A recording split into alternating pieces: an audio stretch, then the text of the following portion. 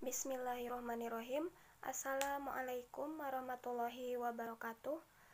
Perkenalkan, nama saya Tasya Nurul Azizah dengan nomor NIM 1908102020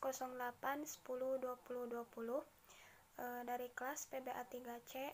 Di sini saya akan menjelaskan tentang kompetensi versus performansi, di mana saya akan menjelaskan tentang pengertian kompetensi versus performansi, perbedaan kompetensi dan performansi, serta kaitannya dengan pembelajaran bahasa.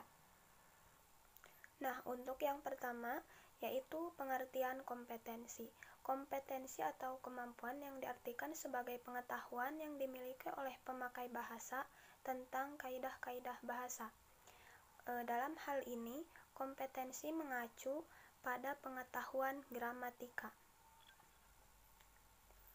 Dalam linguistik, kompetensi mengacu pada pengetahuan sistem kebahasaan, kaidah-kaidah kebahasaan, kosakata, unsur-unsur kebahasaan, dan bagaimana unsur-unsur itu dirangkaikan sehingga menjadi kalimat yang memiliki arti.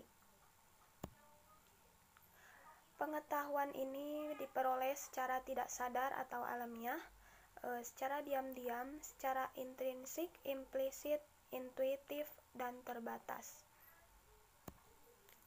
Untuk yang selanjutnya yaitu pengertian performansi, di mana performansi adalah aktualisasi dari kompetensi kebahasaan itu sendiri. Performansi adalah pemakaian bahasa itu sendiri di dalam keadaan yang sebenarnya. Performansi linguistik mengacu kepada proses-proses kognitif, kesadaran, dan pengertian yang digunakan oleh seseorang dalam penggunaan linguistiknya secara aktual. Dengan kata lain, performansi linguistik menunjuk kepada perangkat keterampilan dan strategi yang digunakan oleh si pemakai bahasa itu, sebaik dia menerapkan kemampuan linguistiknya di dalam produksi dan komprehensif kalimat-kalimat yang sesungguhnya, di dalam pembentukan serta pemahaman kalimat-kalimat yang sesungguhnya. Nah, performansi ini merupakan produksi secara nyata seperti berbicara, menulis, dan juga komprehensi seperti menyimak dan membaca pada peristiwa-peristiwa ahli bahasa.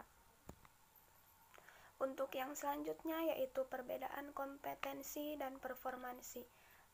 Untuk kompetensi yaitu pengetahuan penutur atau pendengar mengenai bahasanya, yaitu misalnya kemampuan dia berbahasa itu seperti apa dan yang lain sebagainya, bahasanya itu bagaimana. Yang kedua yaitu performansi yaitu pelaksanaan berbahasa dalam bentuk menerbitkan kalimat-kalimat dalam keadaan yang nyata. Nah, di sini berarti si pemakai bahasa itu apakah bisa berbicara dengan bahasa yang sebagus-bagusnya gitu, sesuai dengan kaidah-kaidah gramatika bahasa.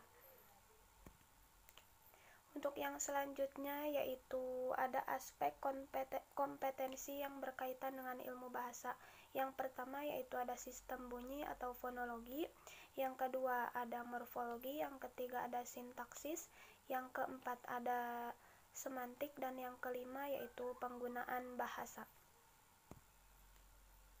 Untuk yang terakhir yaitu hubungan kompetensi dan performansi dengan pembelajaran bahasa. Salah satu fungsi bahasa itu adalah alat komunikasi. Oleh karena itu, seseorang yang sering menggunakan bahasa untuk berkomunikasi akan semakin tinggi tingkat kompetensi dan performansinya. Dengan kata lain, faktor interaksi akan lebih menentukan keberhasilan seseorang dalam penggunaan bahasa.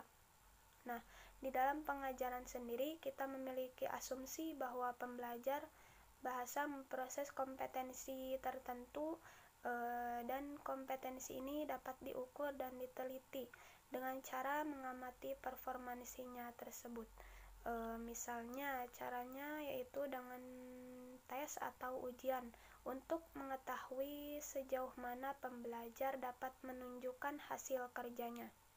Nah, Sekian yang dapat saya sampaikan, kurang lebihnya mohon maaf. Ditutup wabillahi taufik wal hidayah. Wassalamualaikum warahmatullahi wabarakatuh.